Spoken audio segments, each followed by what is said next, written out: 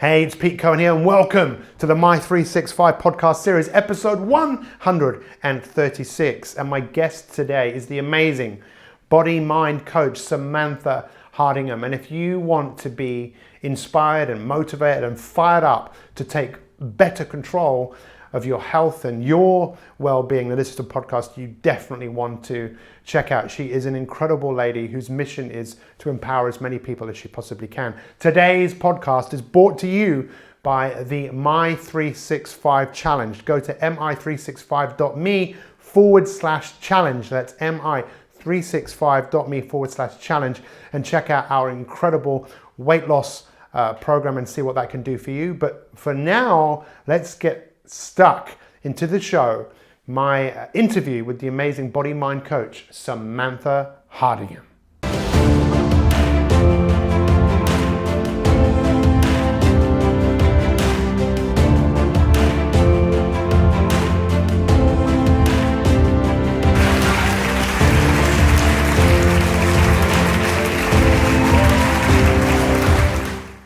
So it's Pete Cohen, and you join me for episode 136 of the My 365 podcast series. And my guest today is the amazing Samantha Hardingham, the body-mind coach. Samantha, thank you so much for joining me today. How are you? I'm fabulous, and it is a pleasure to be here. The pleasure is all mine. Cheers. Ching, ching. Ching, ching. So I'm going to actually have a little sip. So Samantha, tell us a little bit about yourself, where you're from, what you're passionate about. I am passionate about empowering women to be the best that they can be and love the body and mind that they live in. I'm from sunny Suffolk, and I'm just passionate about helping women to be the best. So when you say that to me, immediately I say, well, are you not passionate about helping men as well? Do you know what? I've tried to help men. They're different species. Yeah, They yes. are different species. Yeah. So I have just kept to women. That's my tribe. And what is it about women that makes you want to help them? I think because I hit, a pain spot where I thought, is this it? Is this my life once I'd had my children?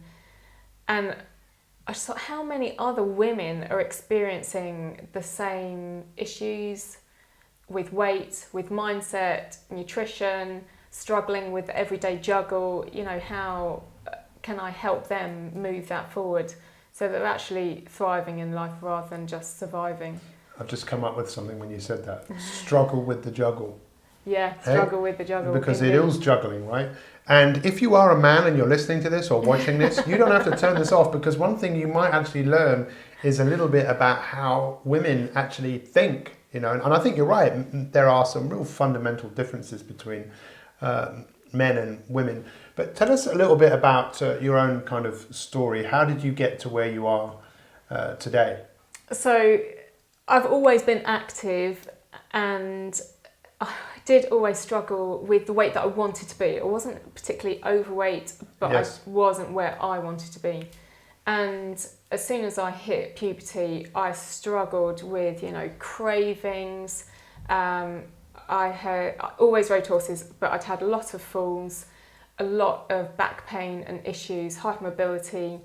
And when it came to having children, especially with my second child, Yeah. I was in absolute agony, had pelvic girdle pain. If any of you have had that, you wouldn't wish it upon your worst enemy. And it Why? was... What? So, I mean, it's because obviously I don't think It's like men having... don't get pelvic No. girdle If you've ever issues. had sciatica, it's like sciatica at the front. Yeah. And Constant pain. You it can't is move. constant pain. And during that pregnancy, I piled on the pounds. So I put on at least 4 stone. And by lunchtime, I couldn't walk. And I just got to that point where, what have I got to offer my 2 daughters? Because here is a mother who is grumpy from the pain, can't run around with them, is overweight, tired, in a constant, tired cycle. Yeah. And a brain fog, and is this what I've got to give them? So how did you what was the straw that broke the camel's back? Because I've seen a couple of pictures of you when you were 4 stone heavier, Yeah. and the transformation in you is just unbelievable. During that second pregnancy, I knew that I wanted to lose that weight. I didn't know how, Yeah. but I did not want to be on a diet anymore, and I knew that they didn't work. So I researched diets for the best part of, sort of 8 months. And I had previously spent so much money with chiropractors and osteopaths. Yeah. And I worked it out that it was about £10,000. I could buy a small car with that. And I just thought, and I'm still no further forward. And the only person that could help me was me. And I was going to have to do this by myself. And somebody had said to me, just walk and eat naturally. And I thought, what do they mean by that? Yeah. And I'd always cooked from scratch. And so we kind of ate healthily, but healthily means something different to everybody. And Yes. so when I started to research a bit more and dig a bit deeper, I got to the point where I thought, okay, when I'm ready, when I've had my daughter, I will then start. But I didn't know at what point that was going to be. So I had her in the October. In the January, it was the first time that I'd never made a New Year's resolution to be the size 8 that I always wanted to be. Yes. And it was probably the 3rd or 4th week into January that I was standing in the kitchen, and as I turned, just the pain going through my body was just horrific. And that was my rock bottom. I can't do this anymore. I literally cannot wake up another morning feeling like this with this to offer my kids, basically. Wow. And so that was the turning point. And in 10 days, I'd lost 10 pounds, which was fantastic. But, and this is what I didn't really realise, I had so much energy and I felt so different. And most of my symptoms had started to disappear. A lot of the pain had gone. Mm-hmm. And I felt so amazing that I thought, hang on a minute, Yeah. do you mean to say I have been living, the last 38 years, not in constant pain, but always not thriving at optimum level. So when you talk and not about being my pain, best. it's not just physical pain, is it? It sounds like when you talk about the 38 years, the mental pain. I never slept as a child, so I was always tired. Hormones, going through as a teenager. I did a low-fat diet when I was in my late teens, and then was very much underweight. I was 6 3/4 stone, and I'm 5'6", and that was really mentally draining. That was probably the worst point ever. Yeah, it's so interesting, isn't it, about when we know we're alive. And in most cases, we know we're alive when we're not well or in pain. And then we forget what it's like to be well. Yeah. And you probably realised that you were just existing, not living. And then you got a real taste of being alive, properly alive. Properly alive. And I can't say that I was ever ill, but I'd never felt well. Yeah. And what about now? Oh, endless energy, and every day's a new day. And that's what you're doing with people. You've helped so many people. Yeah, you can see it in their face. After 10 days, they get a glow, and in a glow, and they look amazing, and you think, they've cracked it. They've cracked it. As soon as you see that inner glow, you know that they feel different. But the hardest thing, isn't it, is just getting started. The first 2 or 3 days of any regime seems to be the sticking point for a lot of people, isn't it? And then often people can break through that. It took me a long time to make that shift. That shift happened over sort of a 6-month period leading up to then that pain point happening. And before then, when you're on quick fixes and a quick diet just to shrink down for your holiday, and then you're in that whole cycle again, you're avoiding the real issue. And while you're avoiding that, you're actually just creating more pain for yourself. And I wanted to get out of that. And it probably took, while I was researching it, a good 6 months to start making those shifts. And they happened over a period of time of breaking down those barriers that actually, in order to get from A to B to where I wanted to be, and, visualize what I wanted to look like, that I had to let go of other stuff, which was mostly mindset. So, actually, I was going to ask you, did you read my book, Why Am I Not Losing Weight? Yes. If not, you did. Great, yes. Thank you very much, because that was obviously based on lots of interviews that I did, 100 odd podcasts, and trying to both of us are quite similar in terms of we know how wonderful and great life can be, and we just want to give people that opportunity themselves. So when you talk about, I loved what you said about, you want to go from A to B, but hang on a second, let's just look at for a second of what you might need to let go of. Yeah. What was the biggest things that do you ever really let go of anything? Even the things that you've let go of, do some of them sometimes come back, but you now have the power to... Occasionally, even thinking I'm not going to be on a diet again, that's quite an issue to deal with. That it comes up again. Maybe maybe I should go on a diet, or... Yeah, I don't want anybody to be on a diet. My ethos is throw away the scales, eat natural food that looks like it's come out of the ground or the sky or the sea, and that is enough, and move. So let's look at that. Well, let's also just look at, so what were some of the things that you really had to let go of? So one of them was let go of dieting. What else did you have to let go of? Snacking, and... my family love food. My auntie, who inspires me, she's a cordon bleu cook, and we're a very foodie family. So, whenever we come together, there's lots of food. So baking was a huge thing. I love making cakes, even sold them at boot sales, did all of that. And I was thinking, okay, I'm not going to be able to do that. But actually I could. It was just using your mind to change the way that you did it. But isn't that interesting? A lot of people think, I can't eat that anymore. Rather than, hang on a second, you could still eat that if you really wanted to. But you could also find alternatives to make that in a different way, right? And that's an exciting challenge. I love that when people say, I can't eat that, or, I'm allergic to this. Right, okay, let's find out what you can eat, and let's... Well, you've been doing that for years, and I think that's what some people will find out who end up following you, is you're very innovative in coming up with new ways of to make things in, fun and interesting ways, and because we all want to play, we all want to grow, we all want to get better, but I think that hard thing is to let go, and if people had a penny or a pound for every time they went on a diet or got on the scales, for a lot of people they'd be very rich. Yeah, so to let go of that. What else do you think? What else did you let go of, or what else do you think people need to let go of in order to bring in something new?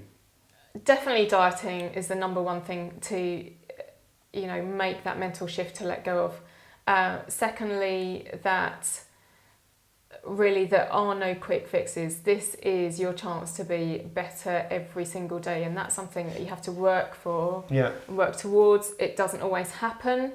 Don't beat yourself up about it. Yeah. Just carry on to the next it's one. funny, isn't it, when we say about there's no quick fix, but hang on, it is pretty quick, isn't it? If you change your diet and you change it for 3 or 4 days, the things that you can reverse that are going wrong. Yeah. In fact, with the person we just did a podcast with today, and by the way, we did amazingly. How many omelettes did we make? 5 or 6 omelettes. We were omeletting. I've never made so many omelettes. And production line. In fact, when this podcast comes out, I think maybe she's the next one. I can't remember. And she was talking about living with a serious health condition. And I was thinking, well, hang on a second. We're all living with a serious health condition. It's called death. Yeah. That is coming. It's a health, you can't get away from it, but it's about how we live. And it seems like you have found out and you've tasted now how great life can be. And that's what you, in essence, are sharing with people, how great and wonderful life can be. That's right, isn't it? Yeah, yes, you can just feel so energetic, and I couldn't believe that, everything feels clouded. And when you're eating food that really fuels your body and works for you, I loved food, but not all food loved me, that everything's crystal clear, and you wake up in the morning with intention, you want to get up and go. And that's partly, the exercise as well, that you feel fit for the day and you get through the day as a mum, I was shattered by the end of the day, and I actually didn't want to walk upstairs. And I noticed with my second child that I never went upstairs to change her nappy because actually every step was really painful. Yeah. And carrying that extra weight.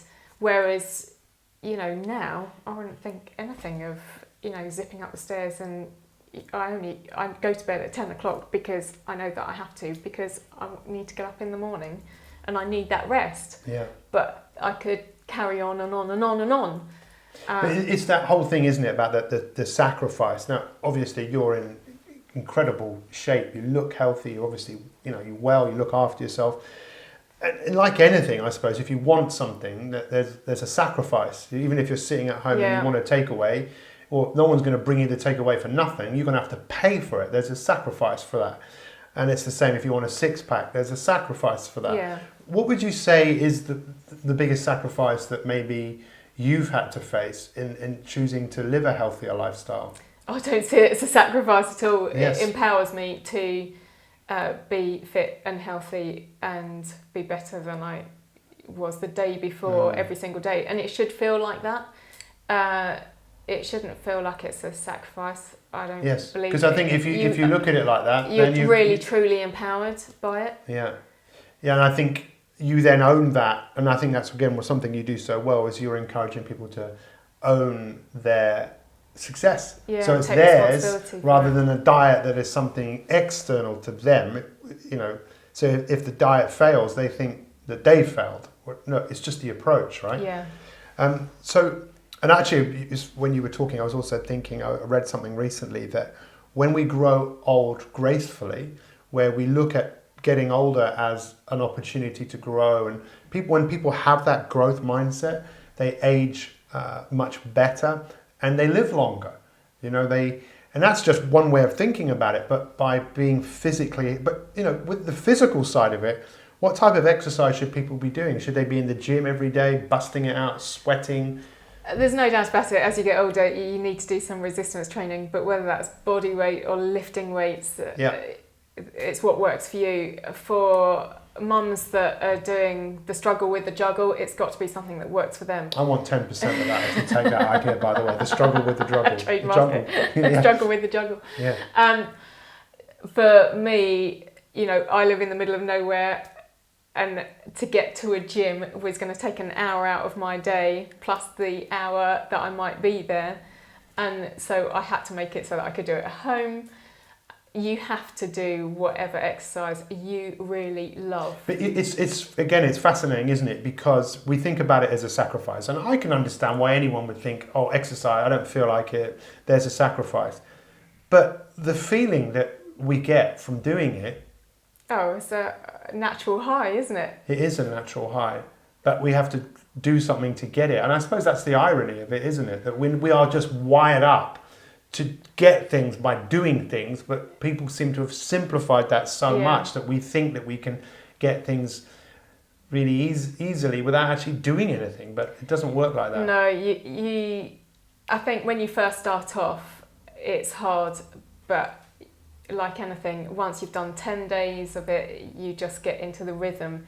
And once you feel that high that you get afterwards, and you keep remembering how that feels and how it clears your mind and how it empowers you and how fantastic you feel, that will just kick in and you start to remember that and you'll absolutely love it. So tell me about some of the results that you've got with people, because I know with your boot camp and the stuff that you do online with people, what sort of results do you... So I've trained offline, one-to-one. I've trained George Wells, who broke the record for kite surfing across the Greenland ice cap. Wow. They broke the record in half. He did lose quite a few toes, about 7 in the process, but that wasn't my fault. Wow. But that was awesome. I've also trained Caroline Power, who got the bronze medal for the London Olympics in eventing, and I still see her now. And for online clients, when they say you have changed my life, that is what drives me forward every single day.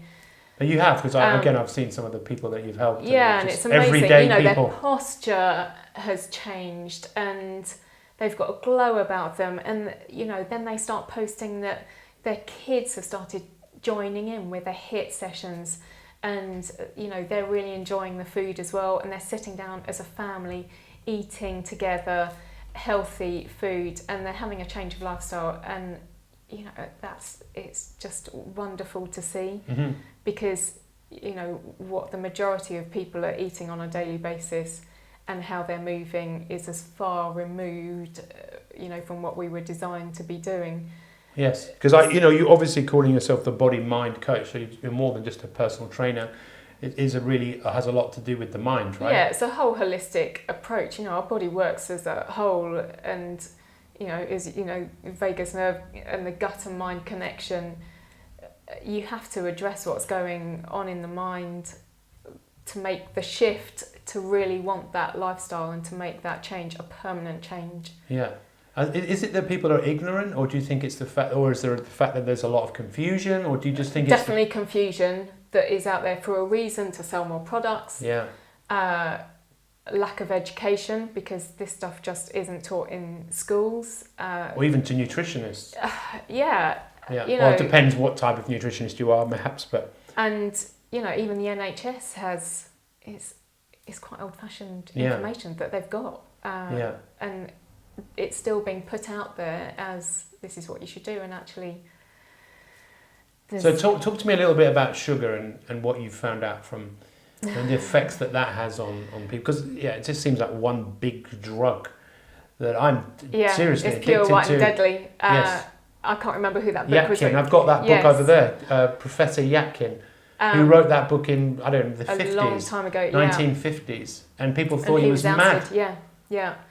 And so sugar is 8 times more addictive than cocaine, and you know, we've just had Easter and people think, oh, I give our kids Easter eggs, and actually, is that a treat, or what exactly are you doing to them? What's the effect that it's having on their body? And so many people will pick up products that they don't even think about and give to their kids, and actually we're creating a generation of obese children that are going to be really sick and more than likely die before we do. And it's being aware of that, being able to be educated and learn and be curious about what's on the label, where's it coming from, what's the alternative, because many people know that they shouldn't be buying that, but they don't know how to make the alternative. Well, isn't it? People say ignorance is bliss. I mean, I don't know whether it's bliss. I think ignorance is very dangerous. Yeah.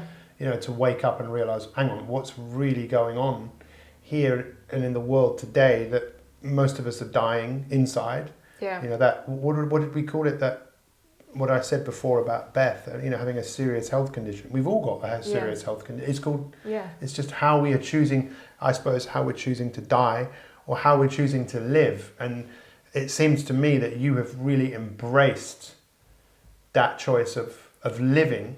Because you either live or you die, right? Yes, and I was an older mum, you know, and I didn't want to be that fat mum in the school playground that everybody said, oh, you know, she's the one with the fat mum. You know, I didn't want to be that person. I couldn't think of anything worse.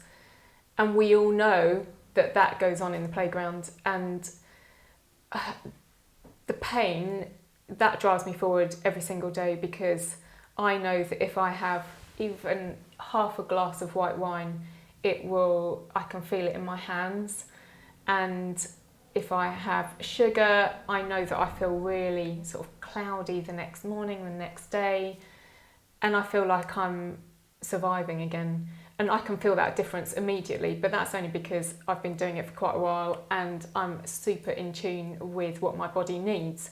But that's what I teach the people that come on my programs, to get in tune with their body, because everybody has their own unique requirements for nutrition. You know, there's no one diet for all.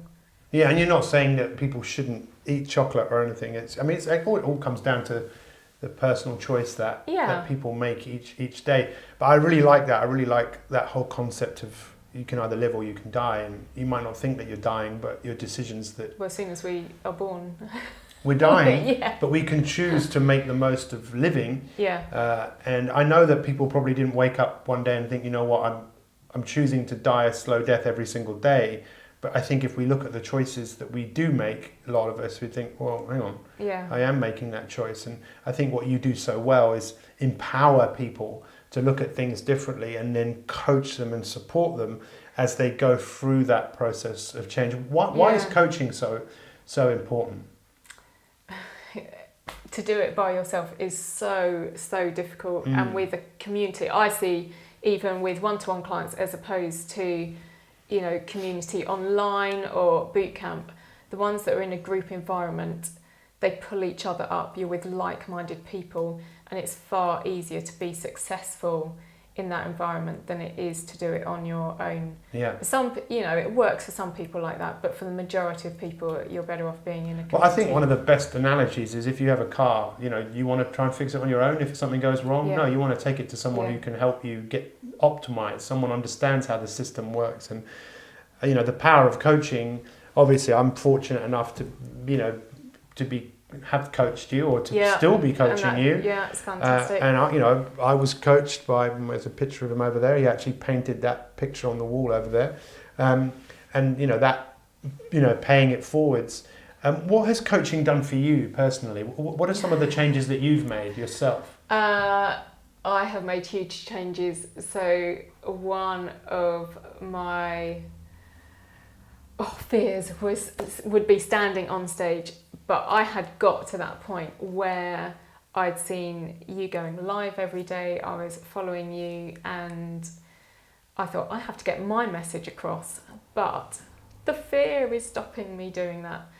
And so I thought, well, this Facebook Live thing, I think Pete might be onto something here. Yeah. And so I started doing my hits live, but I was able to distance myself because you're behind a camera.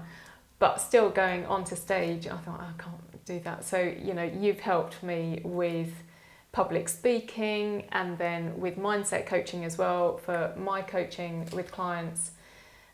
It's all about paying it forwards, right? Yeah, exactly. And you can't, I can't live without it, really. You need that help and support to, you know, create your journey and, you know, really thrive in your environment.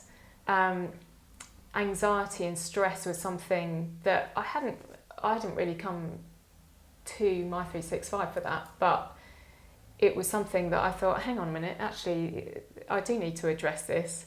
And managing that and diffusing that internally has been fantastic. And, you know, I didn't come to it for that, but it was actually byproduct? Yes, it was, and it actually played quite a big role in my life actually, and I didn't really recognise that until, you know, that subject came up.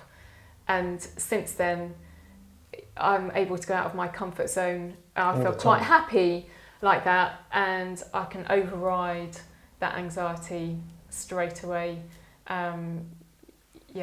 Well, you've obviously really embodied. Well, it's a pleasure. My goal is to impact the lives of 100 million people, and to have impacted your life, and for you to then be at impact. Because I can see the people that you're impacting, and it's truly amazing.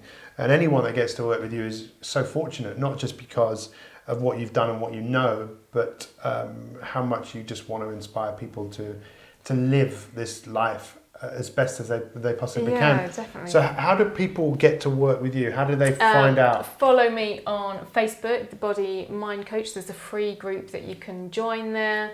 And I post a recipe once a week and a workout once a week. And then there's lots of other information that I put in there as well. And it's, you know, I post in there Monday to Friday. So that's the best place to get hold of me. Give us that Facebook address again. It's The Body Mind Coach is the business page, and then The Body Mind Coach free group. Go and check it out immediately. Can men join as well? There are a few men in there. There are a few. There's a wonderful doctor in there as well that he really helped me and inspired me. And he is an NLP coach and training with Paul McKenna. Yeah. He's in the background. So, that whole thing of the era of the go-getter is gone. It's the go-giver, right? Go-giver, and definitely. what Samantha can definitely give you is she can give you the inspiration for you to go out there and start making some changes. One of my friends did do that, and she sent me a picture of herself looking, absolutely fantastic. I thought, that's great. Why are you sending me that picture? And then about 10 minutes later, she said, oh no, I've been following all of your recipes. This is the before picture. And I was like, oh my goodness. And she's actually training to be a personal trainer herself. But she realised that even though she was going to boot camp, 5 days a week, that she could not out-train a bad diet. And just by making that switch in nutrition made all the difference. And she got her 6-pack. Wow. So what's next for you? Oh, what's next? Would that be telling? Maybe it's a secret. It's a secret. Well, go and follow Samantha and you'll probably... We've got some things in the find out. pipeline. Still working with you on your weight loss challenge as well, which has been fantastic. Yeah, well, you've been... to Again, do. I've just seen the impact that you've had on people. And I've met many people that do the work that you do. But in my eyes, you're different gravy made out of... Can you make healthy... I mean, is there anything Yeah, wrong you with can gravy? make gluten-free gravy. There's nothing wrong with gravy at all. It's just meat juices. Yeah, absolutely. I fancy that. I'll just have some more coffee. Thank you so much. It's been an absolute thank you. pleasure. It's been an absolute pleasure. Make sure you follow Samantha, and we will see you next time for another My 365 podcast. If you have enjoyed this podcast, make a comment. If you're on iTunes, make a comment. If you're watching on our webpage or YouTube, make a comment, share it. We'll get those comments back to Samantha, and together we will Make the world healthy. We will make the world healthy. Take care. See you soon. Thanks for watching. Goodbye.